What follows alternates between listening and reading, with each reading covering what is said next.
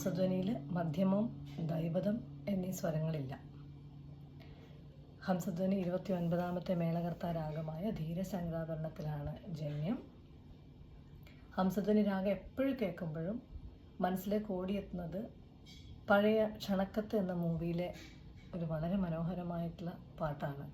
ശ്രീ യേശുദാസ് പാടിയ, ശ്രീ ശരത് സംവിധാനം ചെയ്ത വളരെ മനോഹരമായിട്ടുള്ളൊരു പാട്ട്. രാഗം വമലയകരനാദം